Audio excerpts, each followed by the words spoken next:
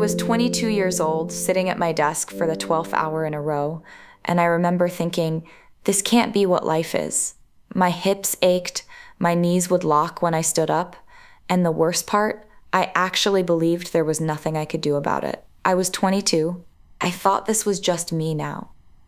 That right there, that moment of resignation is exactly where we're starting today. Because Mia's story is not a story about illness. It's a story about what happens when tiny, consistent habits start to rewrite the body's experience of pain. And the science behind it will genuinely surprise you. Welcome to the Wellness Bridge. I'm Gary Chen, physiotherapist and founder of GC Integrative Physiotherapy and Wellness on the Gold Coast. Today's episode is a patient story, one of my absolute favorites to tell. Mia Thompson is 24 years old, a graphic designer from Brisbane, and 2 years ago she was dealing with chronic hip and knee pain, so persistent that she stopped exercising altogether.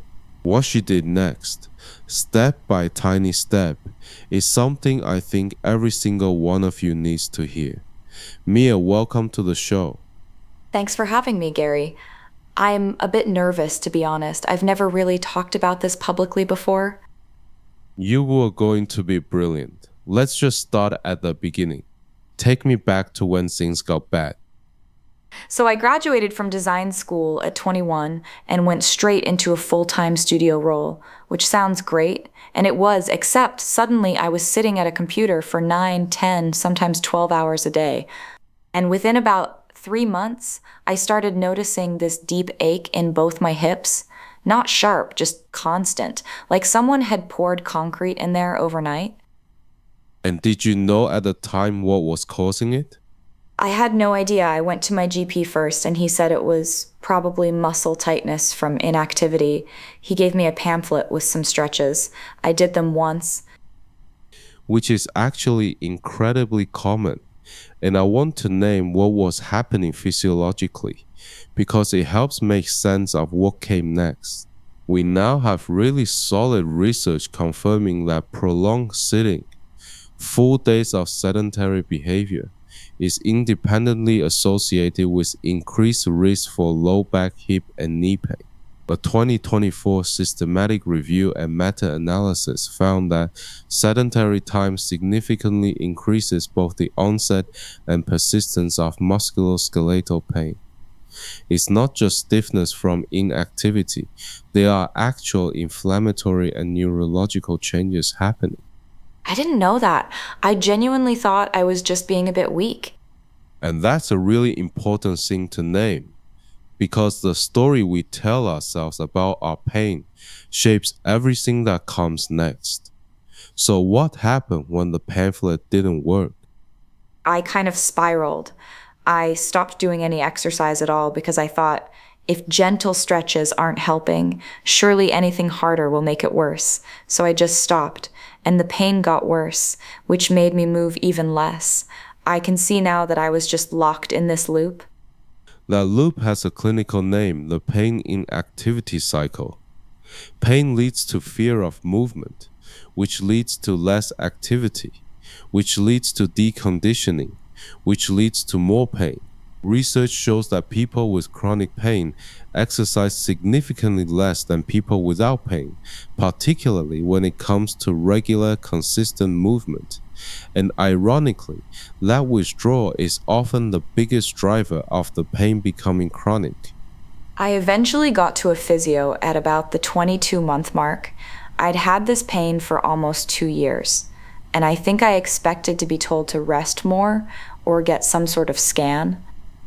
And what did we actually do? We talked, which sounds weird. I'd never had a physio spend 20 minutes just talking to me about what pain actually is. You explained that my nervous system had essentially been turned up too high, like a smoke alarm that goes off for burnt toast because it's been miscalibrated. Not because the house is on fire. That's Pain Neuroscience Education, and the evidence for it is really compelling. A 2024 systematic review including over 800 patients with chronic low back pain found that Pain Neuroscience Education significantly reduced pain intensity, disability, and kinesiophobia, which is the fear of movement. And crucially, it reduces catastrophizing, that pessimistic inner voice that says if it hurts, it must be damaged. When patients understand that chronic pain is often a hypersensitive nervous system rather than active tissue injury, everything shifts. It did shift for me. Something clicked. And I remember you saying, I'm not asking you to run a marathon. I'm asking you to do 5 minutes. 5 minutes every morning. That was a starting prescription. And I thought, surely that's too small to matter. Tell me what happened when you started. At first, honestly, nothing spectacular. I'd wake up, do 5 minutes of gentle hip and knee movements, and go to work. Pain was still there. But, and this is the thing I couldn't have predicted, within about 3 weeks, I started looking forward to it. Not because it was dramatic, but because it had become mine. My quiet 5 minutes before the day started. And what you're describing there is the neurological mechanics of habit formation. A 2024 systematic review and meta-analysis looked at health behavior habit formation and found something really important. Most health habits don't take 21 days. That's a miss.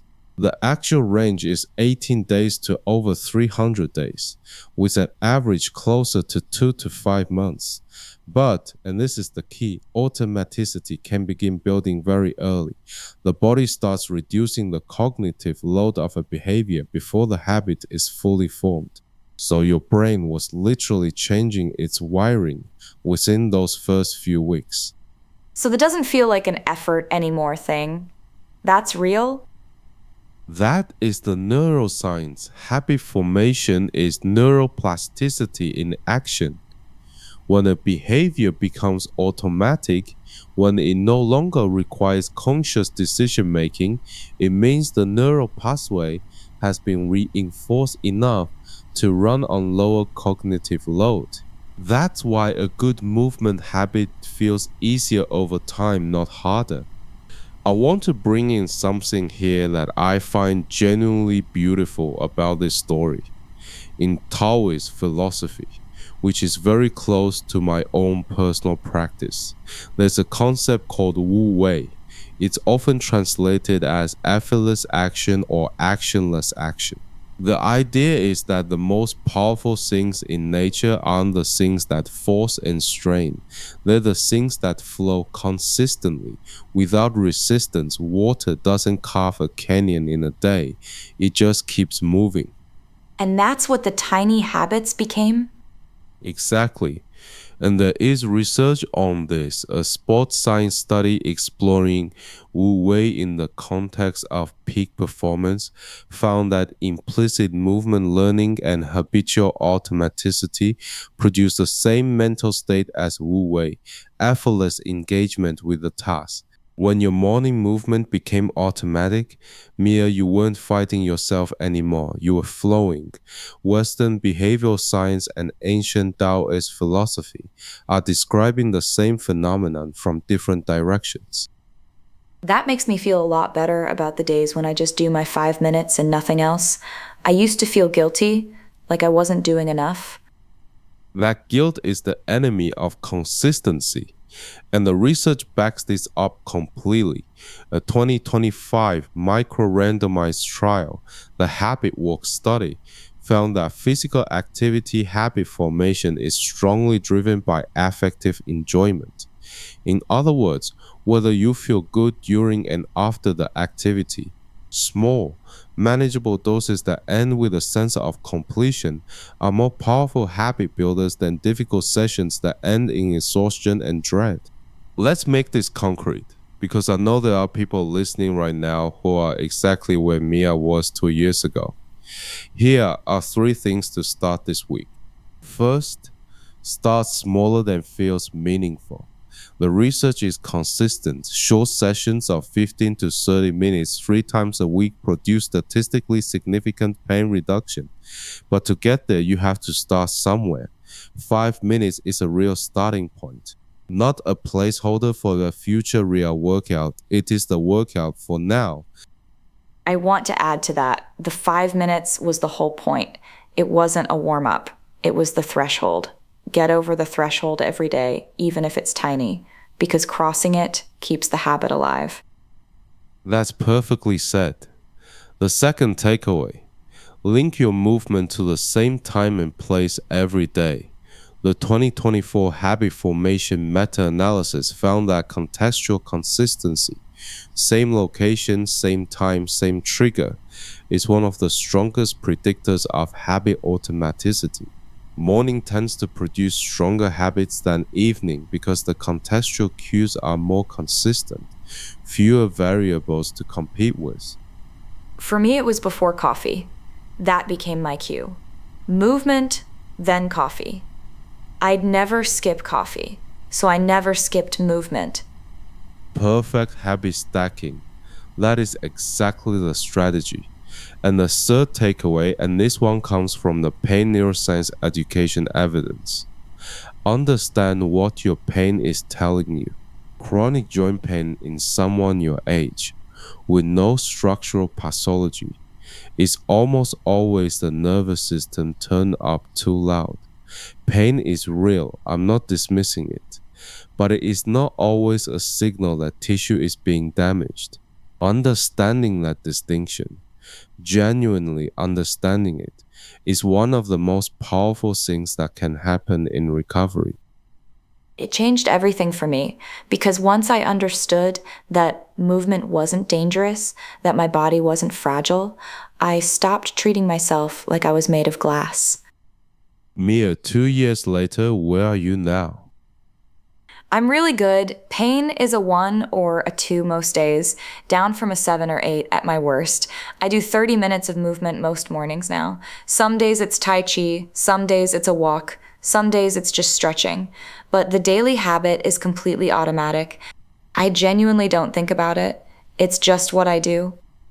That is the destination, not pain-free perfection, but a daily practice that feels like part of who you are. And the science says this is available to almost everyone. Exercise is, and I genuinely believe this, the best medicine that exists for musculoskeletal pain. Not because it's a cure-all, but because it works with the body's own chemistry. It releases endorphins and endocannabinoids, your body's natural pain modulators. It downregulates the overactive nervous system. It rebuilds the trust between your mind and your body. If there is one thing Mia's story tells us, it's this.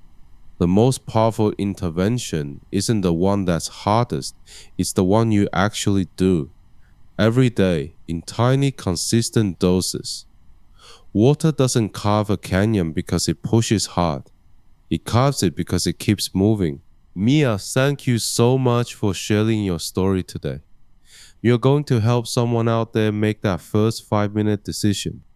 Thank you for having me, Gary. If even one person starts their 5 minutes this week because of this, that's everything. Until next time, I'm Gary Chen. This is the Wellness Bridge. Move a little, move often. And remember, together we find balance in one.